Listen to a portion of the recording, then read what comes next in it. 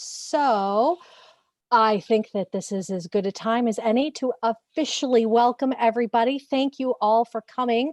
I have been waiting for this book for quite a long time. It feels almost like forever because I was able to get a manuscript form of the book and so had read it a really long time ago. And this has been like the hardest thing for me to keep quiet about. Once the ARCs became available, then I was like blabbing to anybody and everybody about, oh my God, you have to read this book. So welcome everybody to Anderson's Bookshop Evening with Sajida Ali. And you get a twofer tonight because it's not just the glorious Sajida. We also have the amazing Huda Fahmy with us as our hostess with the mostess. And we're going to be just having a great conversation with the two of them. So ladies, thank you both for coming this evening and for being here. Sajida, but I just have to say thank you for this book. So I was looking back at what I wrote about this book, and I thought this would just be the perfect way to tell everybody how much I've loved this book, was to just read my review for it. And I said, if you've read any of Ms. Ali's previous novels, then you know that her storytelling is magical. Yes, it is. Full of emotion and coming straight from her heart. Misfits in Love is no exception. What starts as a delightfully warm-hearted rom-com quickly reveals its true soul, a story of heartbreak, of grief, and the anxiety that comes with it. A story of healing and learning to accept life's changes as they come.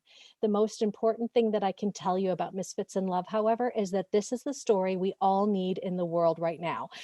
And the world that we were living in when I wrote that was not even close to the world that we have today. And I think that this is an even more important story to have with us right now today. So Sajida, it was almost as if you had a crystal ball knowing what we were going to need right now. So thank you for that. Make room in your world, make room in your heart for this incredible story. So thank you for this beautiful, beautiful novel. And I could sit here and gush all night, but y'all did not come to hear me talk. So I am quickly going to turn it over to our glorious VIPs, the stars of the evening, Sajida and Huda. Thank you so much. Thank you, Kathleen. Thank you, Huda, for being here. And thank you, everyone, for coming. So excited to be here talking about this topic that's rarely talked about. And like Kathleen said, is much needed today with the world as it is, and with a lot of things that we're thinking about, especially as Muslims. And so thank you for joining us here. So we're here to launch my third novel in the universe that I call Jenna, Adam, Zainab, and Noah universe. And so I'm just putting this out there for right away in the beginning that I'm really grateful that Huda is joining me to help me celebrate this book, because she knows, and maybe people who are close to me know, that it's really hard for me to be, talking and being a public kind of doing this kind of thing. So Huda, beforehand, she gave me a little, tips and stuff, and I wrote them all on my to-do list, my Misfit in Love to-do list. So that's what I'm glancing at once in a while.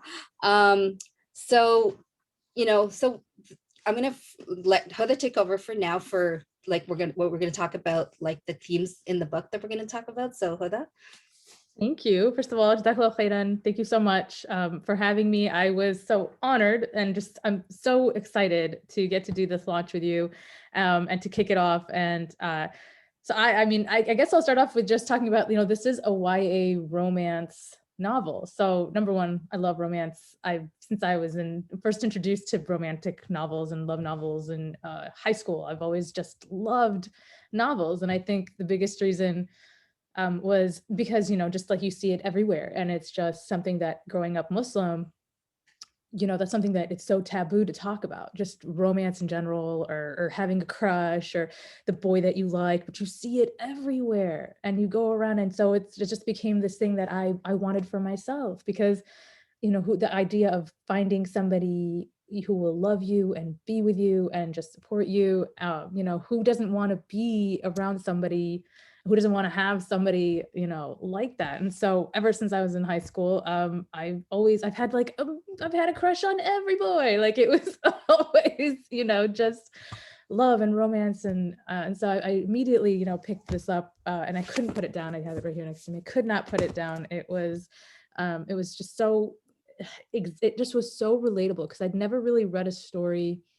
that was from a Muslim point of view, that kind of was like talking about the struggle that wasn't just about finding somebody to love or finding, you know, a romantic partner, and at such a young age, because she's, you know, 17 in the book, and a lot of people like don't even think uh about marriage at that age, and she's here thinking about, I'm ready to get married, you know. And so it's something that I'm like, yeah, I've been ready to get married, you know, since I was 13, which just sounds so weird, but it's like, you know, it's just something that it's the only way we could have a relationship is if you get married, which obviously has its own, you know, issues. But anyway. Yeah, and it's just like when you mentioned, like, you know, it's just, you know, it's in the novels we read, it's around it. And I remember in high school, it was just so around me, and, you know, just seeing all the couples and, you know, people, you know, at their lockers with their, you know, Yeah. boyfriends, and like all my friends in and out of relationships. And so it was just something like that seemed to be like expected. And, you know, in terms of like the aspect of like it being kind of like not talked about, like I was in my instance, I was kind of fortunate that I grew up in, you know, with a family who, like, my father really encouraged us to be like free with that kind of like talking about things and how it works out, but we always knew that it was within the context of, like, you know, a relationship leads to marriage. Like that was, you know, that was the Muslim view. And so as a young teen, I knew that, but it was hard to like navigate that, knowing that you have these crushes and you're not really ready. Like, and so that's really Jenna's like struggle. Like, how are you ready? And yet you have like, you're not ready, but you have these feelings and you have these crushes. And like you said, like, I just remember my teen years being like a lot of crushes, you know, and it just was like, I mean, college too, honestly. Like I it was until I met my husband. It was just I was so many it was questions. like, to all the boys I loved before, like that title is like, and what goes on in there is exactly like for a lot of Muslim girls, it kind of resonates, right? Um, yeah, so like a lot of people like talk about, like in the book, how like even on the cover you can see that there's like three guys, right? And the concept of like love triangles or love squares. And sometimes I've seen people say, well, you know, that's like, people have done that a lot, and how it's like explored a lot. And I always have the sense that like the way that it happens in different communities, it's not explored a lot. For example, Muslim, how do you, like, when you've decided one person is the person that's for you, based on like, you know, what you know about them, like in Jenna and Noah, she's, you know, like, it's not a spoiler that she, at the beginning of the book, she's very sure that it's Noah. And then when other people come into your mind space, and how do you kind of choose and navigate? And that looks different from like maybe a narrative that has had love triangles and, you know, squares or octagons. I don't know if there's any love octagons, but like how, and that was what I was trying to explore. Like, how do you deal with all of that? And, you know, Huda, in your book too, like in your, I remember in your first one, and you're sorry, that's your second one, that can be arranged. You had that, right? Like Huda, the character in the book, was like navigating all these, like, you know, from the traditional way of arranged marriage to like meeting people and stuff. So that's a great segue to asking, how did you meet Jihad?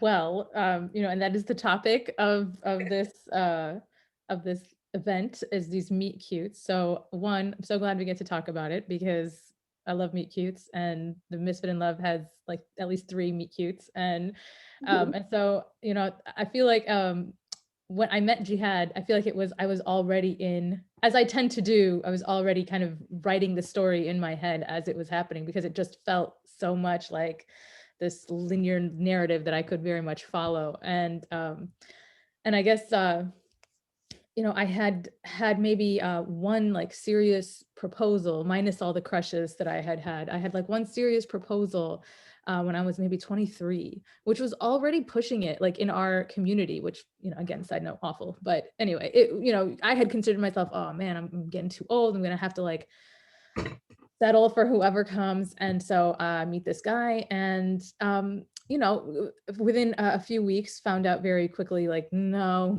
this guy is not the guy for me. And I would rather be single my entire life than subject myself to this like miserable marriage and be with somebody who, purposely tries to make me angry and, purpose like does things that I've specifically asked, hey, do you still do this? And now I've stopped, and then posts pictures of himself doing these things, you know what I mean? Like things that are just like, anyway, so I found out a lot about who I was and what mattered to me and what my values were. And it would be maybe another 3 years before I met Jihad.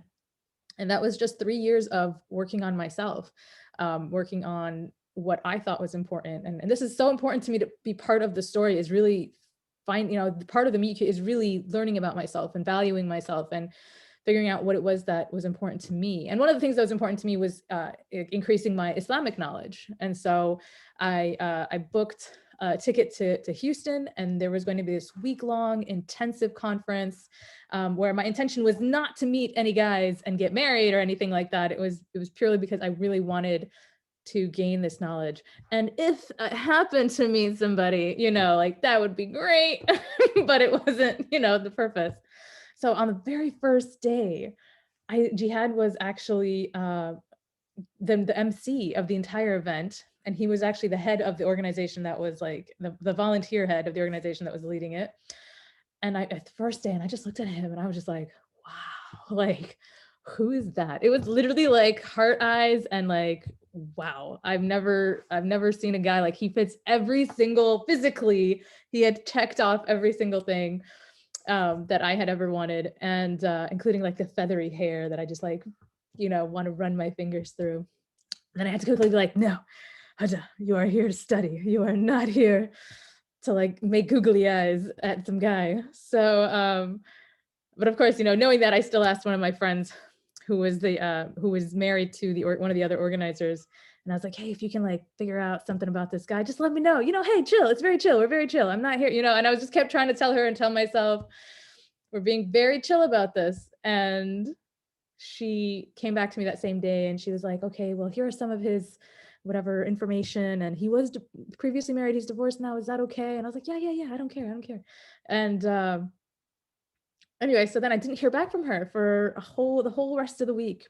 And in fact, there were like a few other guys that were asking friends of mine about me and were showing interest in me. And one guy in particular was being referred to me, and he was referred to me by 3 other guys. And I would look at him and I'm like, I didn't like the questions he was asking. I wasn't really physically attracted. I didn't really care about the way he was talking when it was like open discussion time throughout the week. And by the 3rd time, these are 3 different people recommending the same guy who I've never, they've never met each other. And so I was like, oh, is this a sign? Is this a sign that I'm being like, am I being too picky? Should I really just at least talk to him, give him a chance? And I was just like, no, I'm not like, And then on the very last night, this one sheikh that everybody, he's a scholar, Islamic scholar, everybody respects him.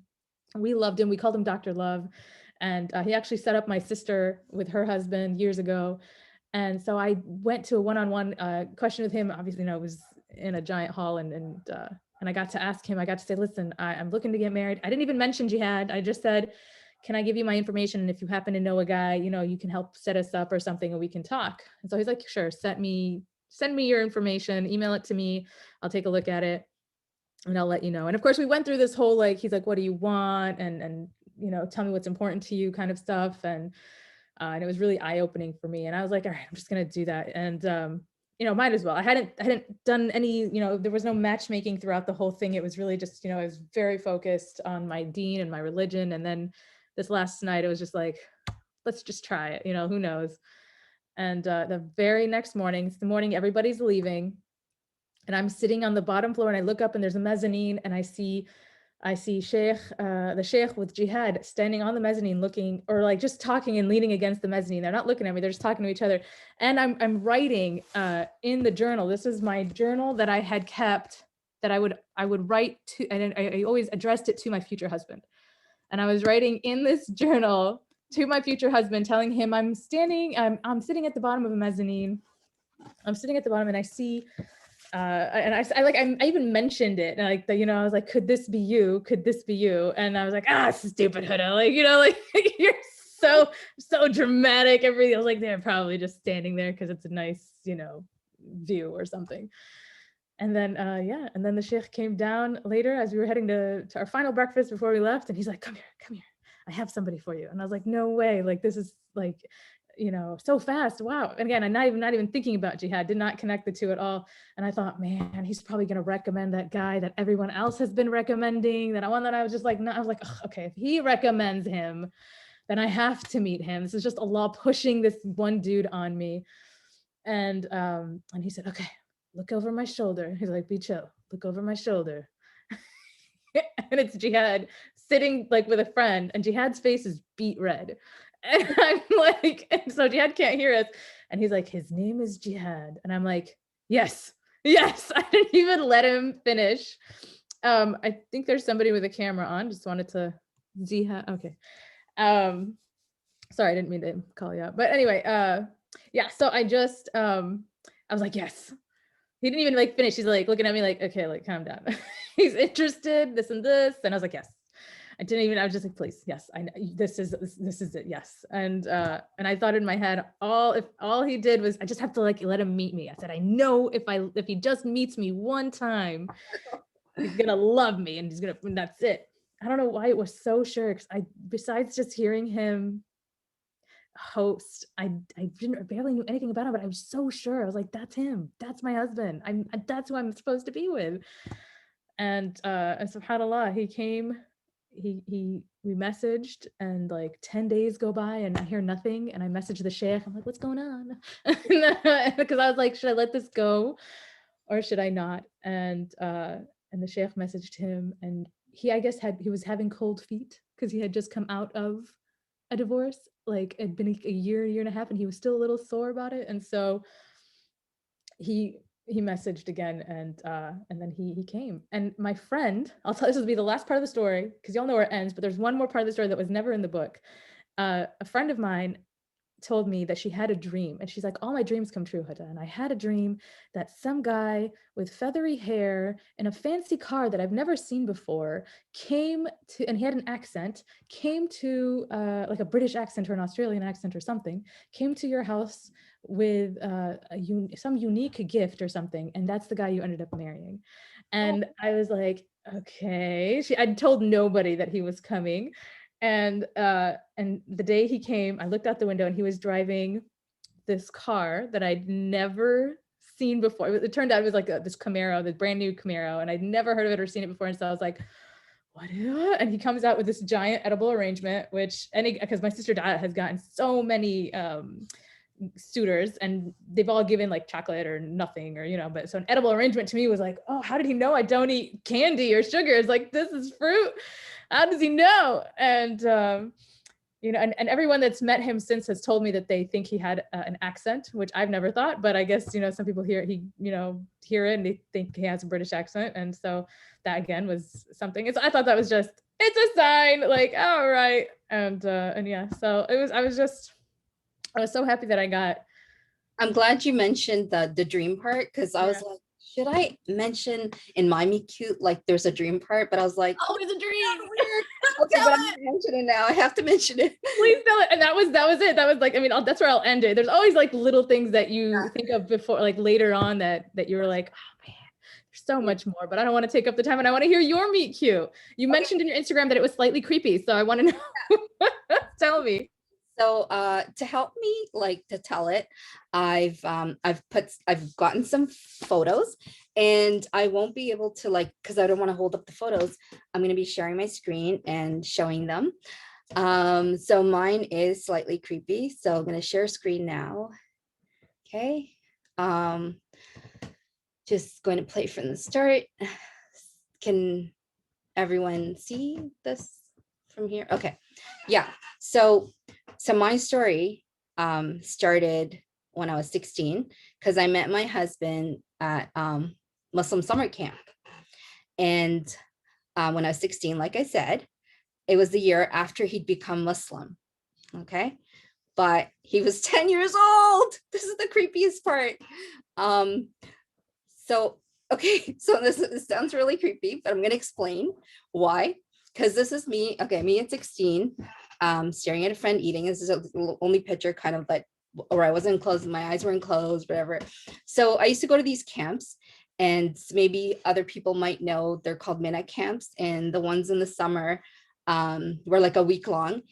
And they had like lots of like, so this is me. I used to be like, take the pictures for this newsletter we had at the camp. So this is one of the survivor, we had the survivor activity where you had to like use garbage to build like a shelter, and imagine if there's like a hurricane coming, whatever. So these are like the summer that I met my husband in a creepy way. I'd taken these pictures, and in one of the pictures had this guy in it who was our camp's nurse, this nurse's son, not the nurse's son. And he just showed up, and he was helping like the other participants build stuff and everything. Like he's really, he was there. He was the only non-teen there, and he was just participating with everything. Now, he annoyed me the whole week, because I remember he annoyed me because he'd run around this teen camp, and he'd block. I remember him distinctively because he blocked my view of some of my crushes and my teen crushes. And so like, I remember being annoyed at him. And then anyway, summer camp ended, and 6 years later, I ended up like marrying another guy I met while I was in university. But that marriage didn't last. And now like, and then I ended up, as a single parent, parenting 2 kids and living in like on the 19th floor of this condo. And I had this time when I was like kind of scared. Now I'm going to bring the dream in, because I was kind of like worried, did I do the right thing? I was just kind of like worried about the future. And I remember I had this dream, and in the dream, I just saw this, my brother like introducing me to somebody, and I couldn't see their face, but I could see like they had this red backpack on. Okay, so the red backpack on was like really distinct. And I remember the place I was introduced to in the dream. It was like in a convention center in Toronto here. So this was like about in around 2000, early 2000s, that I had this dream. And I was like, okay, what is, whatever. So one day in like 2007, I was talking to this guy after my kids go to sleep, as people do when they're alone. And I was like looking out the window, and I do this thing where I just look out the window and I just be like, okay, so, trying to figure out things in my life. And I remember looking out the window, and this like park, like caught my gaze, and the park was like all the way to the right. And I'd never taken my kids to this park. And I was like, oh, there's a park nearby that I've never taken my kids to. So I made like this intention that tomorrow I'm going to go take them there. And the next day I took my kids there, and that's where I met the nurse from the summer camp, like almost 30 years ago.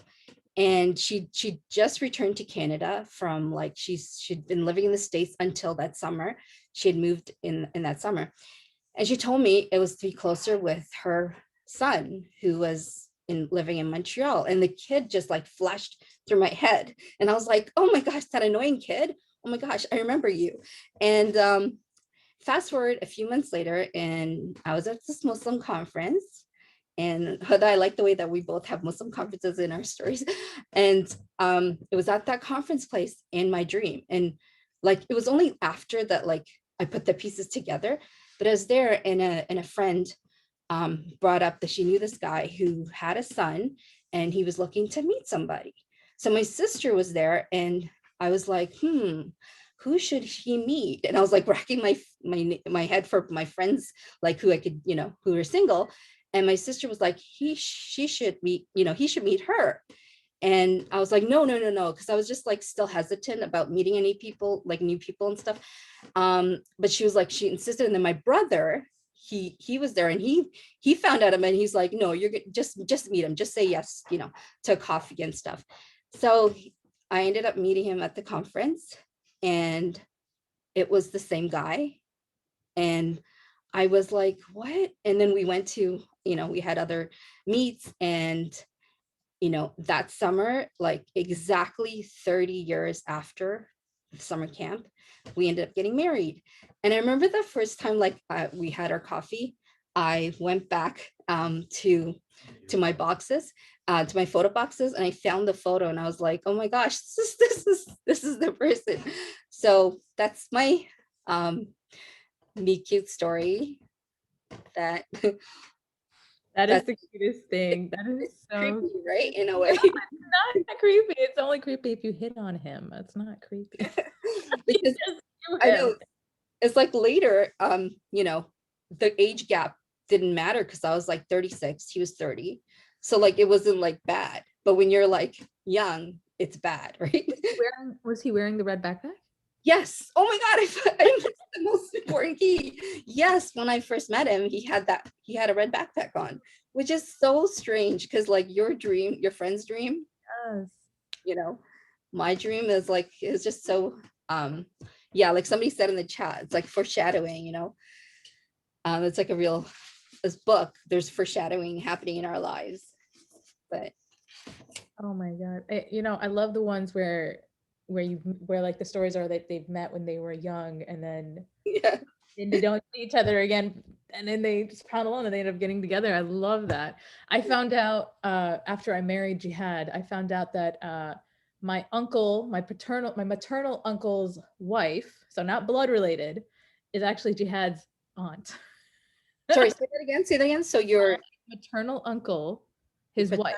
So my aunt, but they're not blood related. oh, okay. That she is Jihad's aunt. Oh my gosh. That's the weirdest thing. I was like, so my cousins are his cousins, but we're not cousins. You guys never like crossed paths the other way before. Oh, wow. We did end up realizing that we were both in Syria at the same time when we were younger. But, we never passed each other or anything like that. And so it was like, I know after we got married, my husband and I were like, oh my gosh, were you at this thing at the same time? Because the Muslim community at that time was really North America, like it was like centrally Midwest located, like a lot of things.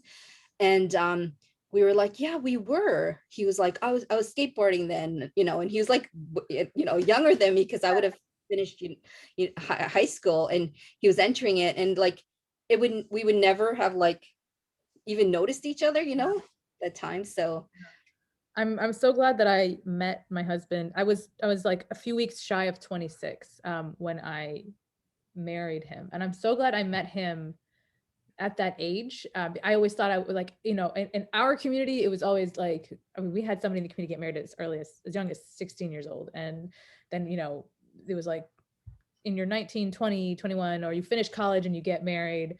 So at the latest, like 21, 22. And then after that, you're like branded spinster. Like they don't even recommend you anymore if like a guy comes. And so at first I was like, I hate myself. Nobody loves me. Nobody wants to be around me. But then I realized that I was really putting my value on, like I was basing my value on what another person, or specifically a man, thought of me. Yeah. And that was something that I'm so glad that in Misfit in Love, and I'm not giving anything away, but in Misfit in Love, you talk about the Bechtel test, and and that was something. And if you don't know what it is, those in the chat. That's where it's the test to see if a story, it's basically two female characters in a film or novel or TV show can have a conversation without bringing up a man, or can be in a scene without a man being brought up.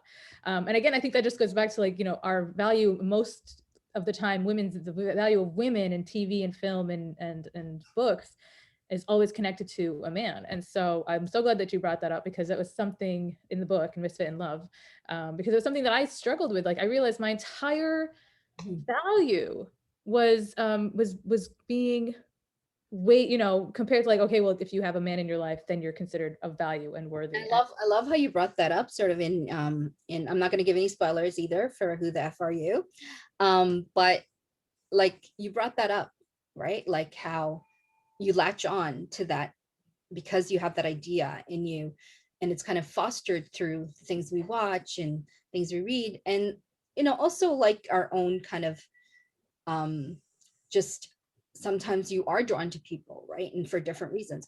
And so I love how you kind of touch upon that, and how in Huda figuring it herself, and I'm talking about Huda, this Huda, but I'm talking about the character Huda. I can't separate them. I really want to, but yeah, no, because it really was, it did turn out to be like a lot of my crushes after, years of just self-reflection. It was so much about validation. And it took such a long time to realize that I was almost like asking permission to be seen as something more if I found a guy, or if I found somebody to be with. And I don't know why I didn't do that. Like, why didn't I, like, there were so many women around me, so many amazing women, so many amazing family members around me that were constantly telling me, you are worthy, you are valued. And I don't know why I always just like passed all that up Yeah. for some guy. So, I think that part of that, like, that's why I feel like you're one of the reasons, there's so many reasons why I feel like Misfit in Love is such a necessary novel and a story to be told, and especially for Muslim like girls. Like, I can't speak for other communities because I'm sure though it's such a universal topic, but it was so necessary, and I'm so excited for the girls in our community to read this kind of book, so that hopefully they're like, oh, it's not the end all be all. Yeah, and without spoilers, like, Yeah. Jenna goes on that journey, right? Like, that a lot of people do at that time to figure out, what they're about, Yeah. before, and bring their whole self. Like, I talked about this on another panel about, like, just entering relationships, and how you should have that confidence to bring your whole self. And sometimes you haven't figured out your whole self if it's too early. And so that part is what Jenna's on the journey of.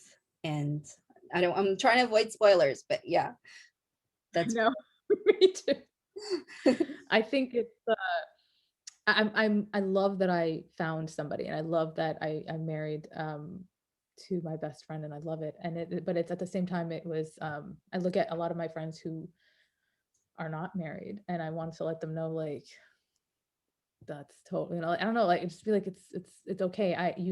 Allah is perfecting him for you, and Allah is you taking this time to perfect yourself for him, and perhaps it's not meant to be in this world, and Allah knows best. Again, I go back to the whole, like, I would rather be single truly than be stuck in this horrible relationship where yeah. I can't be myself, or I'm abused or something. So, I mean, it's just, it's a journey. And I think it's okay if it takes a little bit of time, and you are worthy, and you don't need, somebody, a partner, to tell you that. And I think that's such a hard, it's easier to say that than, I feel like it took me years to internalize that and to unlearn a lot of the, things that we learn about ourselves and how women see themselves. And Yeah. I love that journey is really captured in I think all your books, right? Like that whole figuring it out. And I think, and in a lot of my books, like, I focus on that, finding your voice, like using your voice, finding your voice. yeah, for sure. Absolutely. I mean, that's why I was just, oh my God. I mean, when I read Saints in the first books, Saints, I don't know why I'm spazzing. Saints And Misfits, yeah. and Misfits. Okay. I'm like, there's Misfits in there, yeah. I was thinking Saints in Love. I was like, no, that's Misfit. And I didn't know it was going to be, I didn't know, and trigger warning, I didn't know there was going to be sexual assault in the book. And I actually had to put it down for a little bit because it triggered me. And I was just like, oh my God. And it just goes to show, I feel, of course I went back and read it and couldn't put it down, but it was, you write such important topics that are rarely, I don't think I've ever heard a story in a Muslim community being told about sexual abuse or sexual harassment. And in this case, I don't want to give it away, but you talk about a topic in here that's also incredibly necessary, that is always just kind of glossed over, or just like never mentioned, or at least never a deep dive into the topic. And so I'm just, if anybody who's watching is on the fence of like getting this book or getting Saints Saints in Love. Saints in Love. I'm gonna have to write Saints in Love.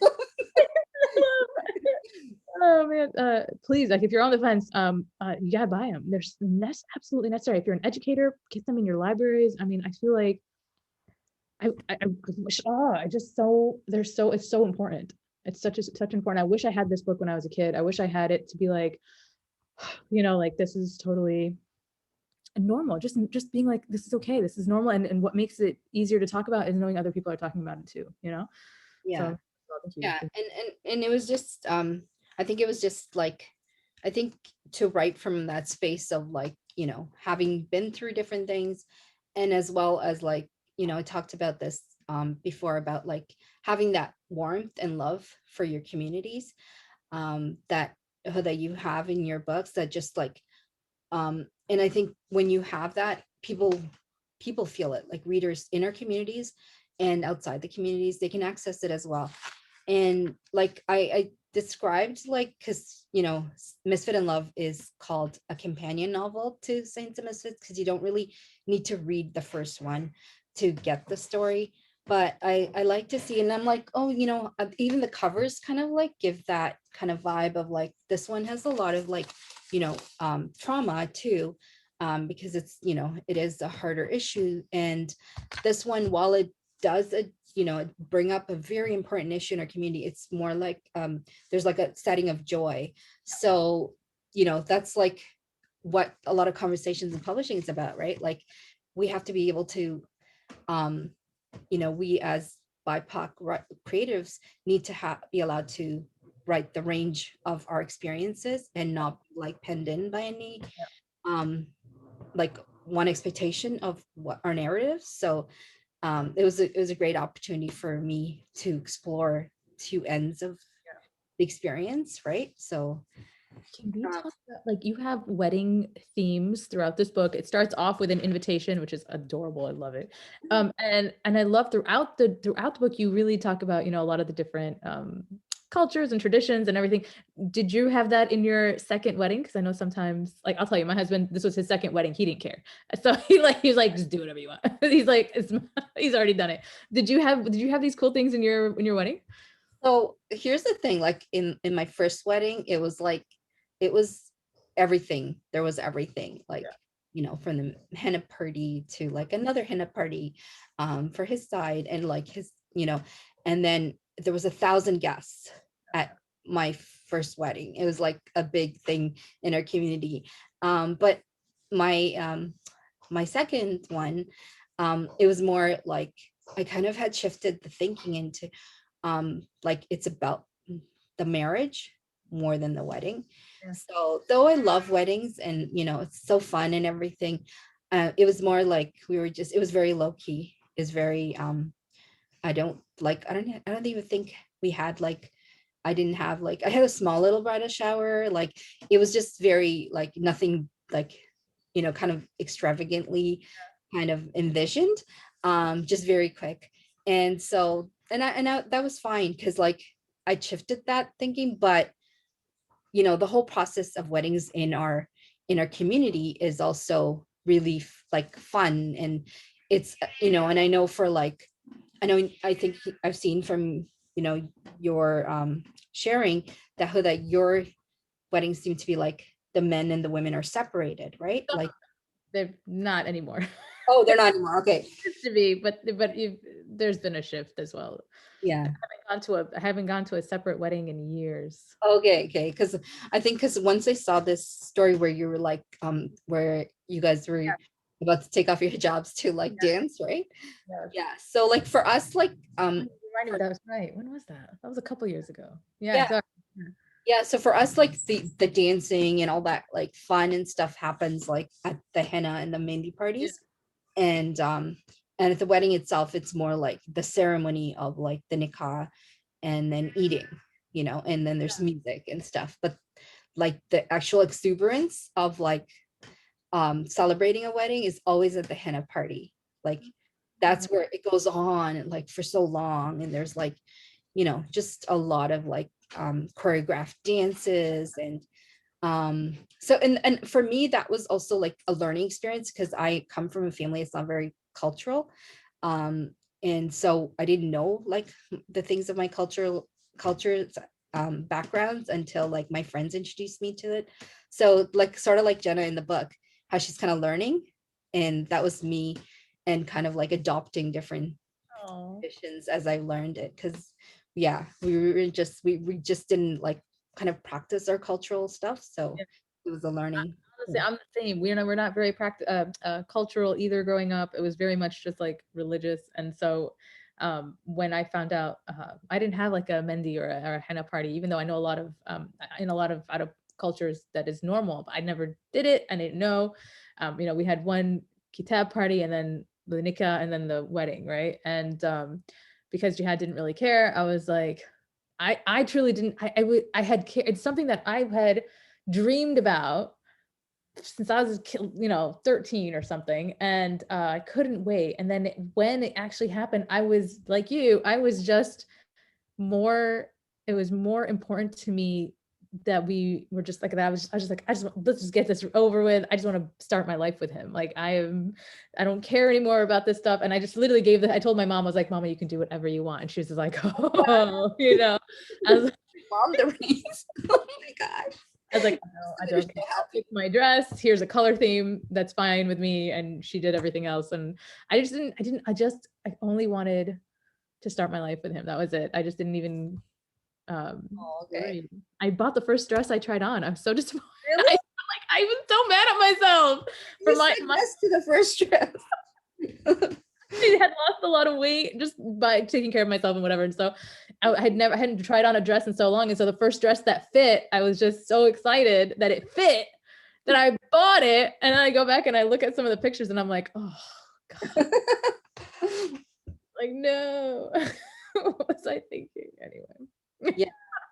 I wonder, Kathleen, is because I just noticed the time. Oh, it's 6:45. Like, because I know there's some chat questions. I don't know if we're Yeah, I really didn't want to interrupt you guys. It's been such a great conversation. And I do have to say that, we record these and we put them up on our YouTube channel, and I cannot wait to get people who couldn't join us tonight to watch this, because what an empowering conversation this was. And I'm so glad I was muted, because I was laughing and I was crying. I even had to grab my tissue box because this was just phenomenal. But yes, we did have some comments in the chat that I thought were hysterically funny. Everybody has decided, Sajida, that you need to write a novella, or maybe your fourth book is going to be Saints in Love from A to Z. That was, and I hope I say your name right, and if I don't, I'm sorry, Basma. Basma thought that was a great idea. And I got to say, I think she's onto something there. And everybody just jumped on that bandwagon. So there you are, Sajida. You're welcome. Now you know what love for me to Love from yes. Like, Yes. And Amani suggested a novella. I'm thinking, nope, it needs to be a full-blown novel. Just saying. I'm for it. You already know I want my more. agent's here, so Sarah's here. So Sarah, we'll talk. Oh, Sarah, yes. Yes. Anderson's Bookshop really wants that book. Wink, wink. Nudge, nudge. But yeah, I for sure want more, so I'm for it. It's what I'm saying. I'm like, I was ready for another one as soon as I finished this the first time. When I finish, I know we're gonna go to questions, but when I finished it, I told Sasha, I was like, that can't be it. Like, no, like there's gotta be more. I need more. Well, it comes to the point at the end where I'm not going to give spoilers, but I kind of feel like a lot of the people joining read the arc. But I'm still not going to give.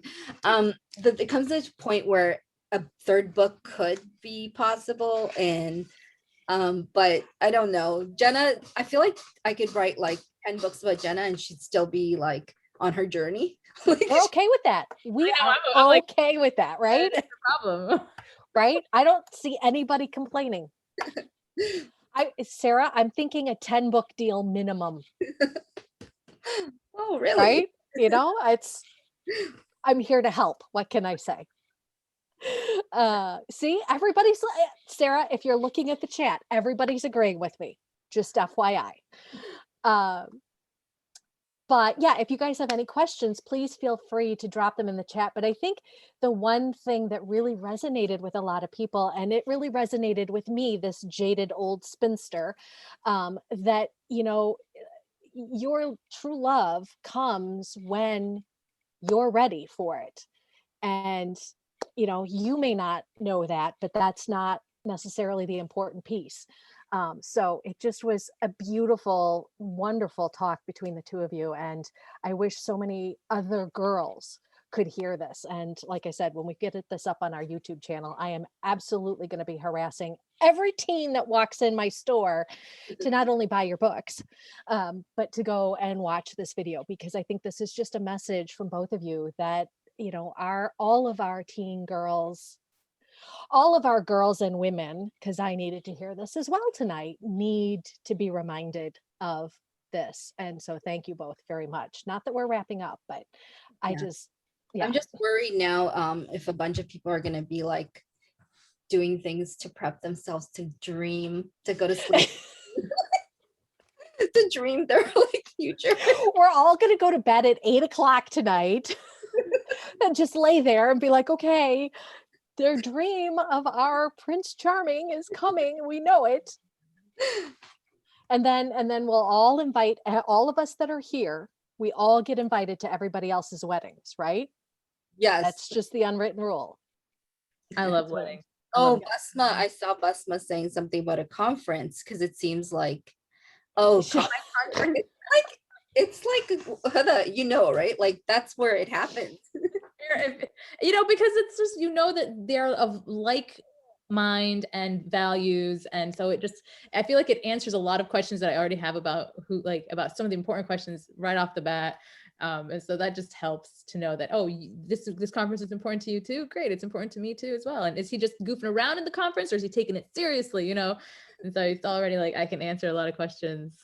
Did you have a lot of questions? I had 100 questions. The first time that Jihad and I met, we just checked for chemistry, so no questions. It was just like we just talked. We just tried to see, like, did we match? Did we fit? Did we make each other laugh? Was it easy? Was it hard? And then the second time, we both came with like legal pads, and we're both like, okay. Yeah. Did you see that there was those 100 questions to ask floating around the internet for Muslim? Yeah, I mean, it might have come from the same conference that I went to, the Love Notes. Yeah, there was something like that floating around. I remember when I met, but one of like in our first conversation, it was I don't know. I kind of was like just myself, which my sister was like, maybe you should rein in some of yourself, because my husband asked me like, so what are your goals, in life and stuff. And I was like, I'm not a goal-oriented person. I'm an inspiration-oriented person. And my sister was like there, and she was like, what? So, but then, you know what? Like, bring your whole self, because that was my whole self.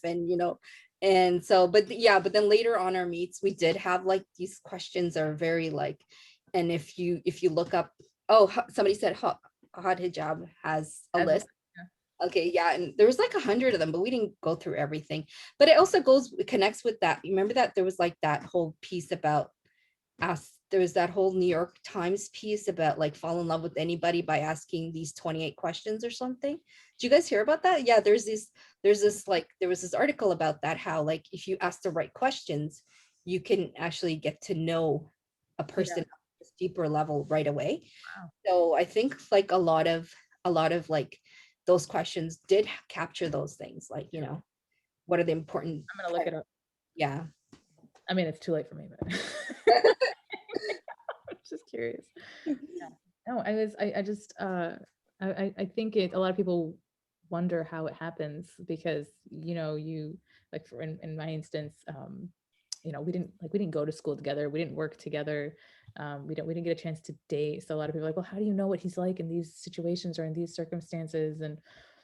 And I think part of why I was so glad that I didn't get married so early or so young was that I already kind of, I guess, knew what to look for in a person, just from dealing with other people, from just talking to other people, and then these questions that just kind of cut through the bull, like anything that might come up possibly in the future that could be a deal breaker. Like there's, that was a big help. And then any other things that came up throughout our life, like our marriage, was just, you handle it together. You just kind of figure it out together. And that's just what I love. That's one of the things that like I brought up in Misfit in Love, right? Like that that expectation that like when you're talking to somebody or you meet somebody as a Muslim, or you know, who has the same kind of thinking, it does cut a lot of extra stuff out. Like it just becomes like your purpose is clear. Like, are you going to end up together or not? You know, like there's no like time to really like, there's no,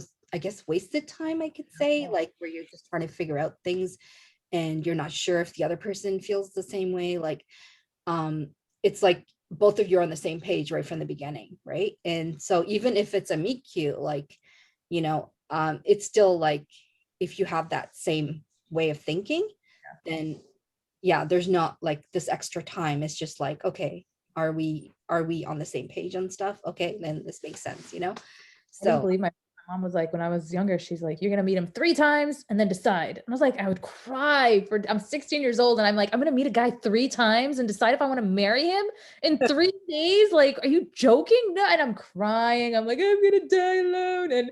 And this is ridiculous. And then I think it literally took 3, I was 26 when we took 3 meets. When I decided, I was like, in my head, I was like, oh yeah, I'm definitely marrying this guy. Like it was just weird that of course, obviously we talked for a lot longer and we, you know, but it was just in those 3 days, just to myself, I was like, oh yeah, I know. I love this guy for sure. Like it was so weird. it's funny. It took us 3 meets as well. Like it was like, it was just like, but you know, there was that constant like emailing and messaging and all of that happening. But in terms of just being around each other, um 3 times, and it was like evident. But you know, but yes, it's just it is that like that intention first, you know, that kind of directs that part. But if it's, yeah. I don't know if anyone has any questions, because I mean I could keep going, but I don't want to like lag up or take up the time. I think everybody's just content to listen. Then I Yeah. have a question. Sajida, did you ever go to those like Muslim single meets? Okay, so there's something. So no, I never did, and I'm not saying it like in a guilty way. No, I never did. No, Yeah. no. What happened is like because people were like, oh, you should try that and stuff, and I just know that I'm just an awkward, like, you know, make small talk person and stuff. So I was like, oh no, I can't do that. And then a friend, actually, she used to go to those, and she had this, like, she had a birthday, and a lot of the people that go to those came because they all become friends, and they were there, and then I was like, okay, so this is like an opportunity without being there for me to see what this is like. And like the first time I was talking to somebody, I was like, no, I can't do this. It's just too hard to be like, so, you know, like I couldn't do it. Weird. And so so that I remember leaving that event and being like my friend's birthday party and like being like, please God, if there's a way that I don't have to go through this way to meet like my soulmate, then facilitate it. And it was through a dream. So I did go to a couple of them, but my mother insisted on being there with me, which is not, you know, you go there and there's like a lot of, I was drinking, I almost choked. it's as cringy as you would think. And she is sitting there as I'm trying to talk to these men, and and she would just like take over the conversation, and she always and I so I had to stop, because if she was coming with me every single time, I was like, I'm not, we can't do this. She would just lay out all my insecurities, all my faults, and I would like look at her and then tell them that we have a jinn problem in our family, and I'm literally like, what are you doing? But whoever survived that, That's what she said. That's what she said. She's like, they need to know. oh, we have a question, Huda. What is your gin problem? I have a gin problem, and I'm not going into it, but she would just tell people this, and I'm just like our house is haunted. I'm like, Mama.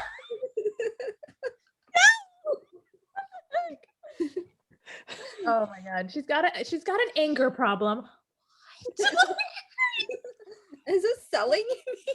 They need to know your faults, Huda. They need to know, because then the real person who loves you We'll accept you. Well, as Sajida said, right? Bring your whole self. Your mom was just making sure that you were bringing your whole self. Let's bring them out in pieces. I don't like, they don't all have to be so funny. And I mean, I could laugh now, but I'm mortified. Like, I think I did it once or twice, and that was it. I was like, I'm done, Mama. Thank you for your help. Ya Allah, please facilitate an easier way. That's exactly it, right? Like, just knowing your comfort zones and knowing what like you could actually survive before going into it. But oh my gosh, I love what C has said. Who needs enemies when Muslim moms divulge your entire life to random strangers?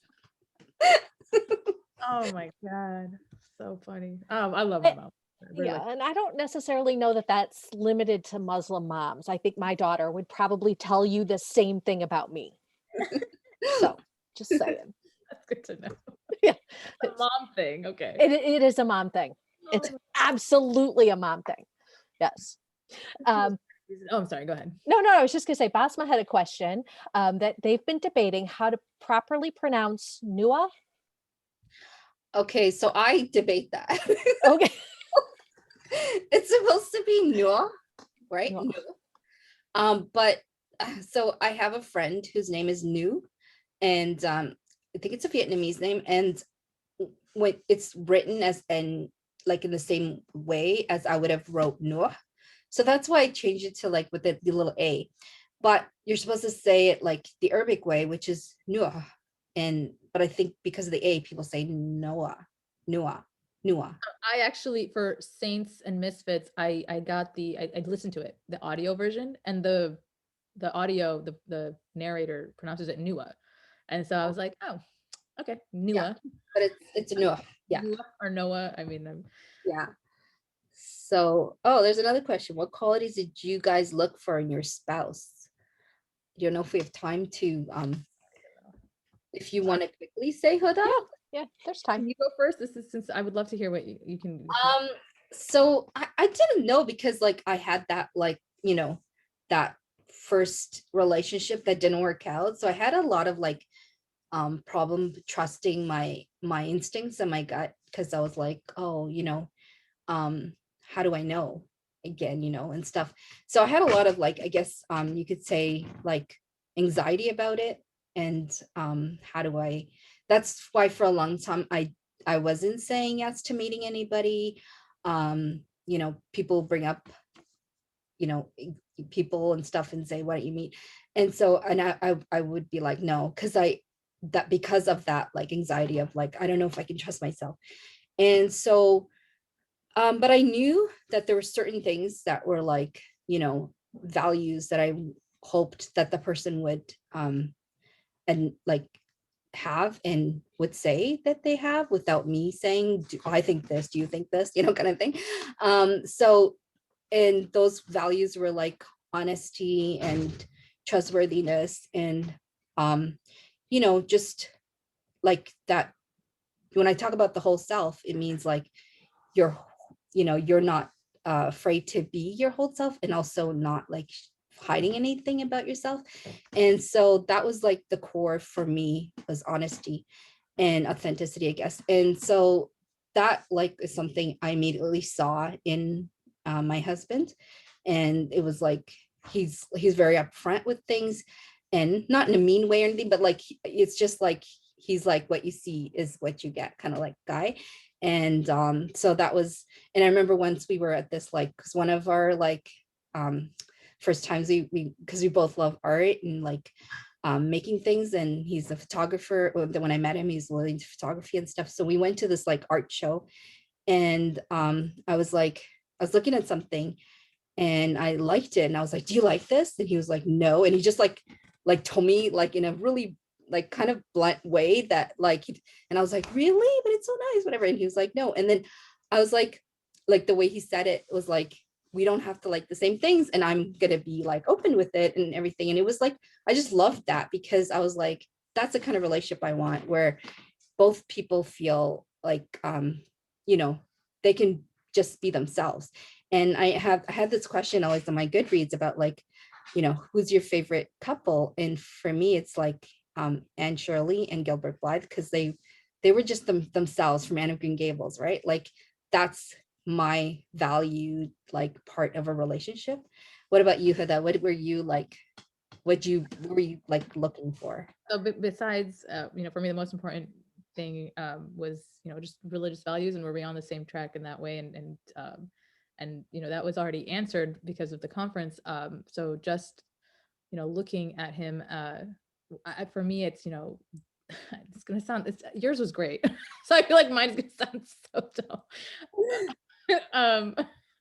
It was very important to me that one, that he was respectful. That was incredibly important, and I knew the way to gauge that was because I knew he was divorced. I wanted to ask about his ex, and I knew that if he badmouthed her or dragged her through the mud, or even just started spreading, like, I was looking to see what was his answer going to be. Was he going to talk about this woman who is not here to defend herself, who is not here to tell her side of the story? Or was he going to be respectful? Because even though they don't have children, and even though I know nothing about her, and she might have, been the worst person in the world, I really wanted to see how he would talk about her. She's still not there to, defend herself. And so I asked about her, and his response was, we were just on different paths. And I thought that was just a wonderful way, so respectful. I didn't need to hear any more. I was like, that's enough for me, because it was just, obviously, like, you just know if they start bad mouthing, then it's like, for me, it's a red flag. So it was a very respectful answer. And I knew immediately that he was just generally a respectful person. And he did prove that throughout, our meetings. And then the second was, does he smile easily? I love, and I have to be around people who smile easily. And I just love it. And if I'm going to be married to somebody, I want to know that he is just so happy, and yes, it's okay to be sad, and I'm sad all the time. So I need him to also be there for me, and know that I can be there for him, and just that we both made each other just smile. And he did. A smile came very easily. And so it never felt forced, and it never felt fake. And it was just something that I look for. And I know those are just two little things, you guys. I mean, respect and a smile. Oh, that's beautiful. I love that. Okay, we have time for one more question. So, what are you both working on? What are your future projects? Or do you have a book coming out in the fall? Wink, I have wink, a book Huda. coming out in the Yeah. fall. Okay. Called Huda FRU. It is a YA. It is my YA debut, and it is about identity. It is about identity, and Huda FRU, and it happens to just be a play off my name. And I'm working on another project, which I don't know if I can announce yet, but it will be exciting to talk about soon, hopefully. But yes, look for more. Look for more. Oh, I loved Who the F Are You? And it's hard for me to say it because I'm like, who's hearing me? But I loved it, and everyone look out for it. It's amazing. It's coming out November 2021. 21 or 22, I think. Yeah, number 21 of this year. So it's like it was just like I gave a blurb for it, but it was exactly like the book that captured, my feelings growing up, all of the things that kind of like I went through. So I'm just so excited about it, and it really, like, it took this many years for me to read a book like that.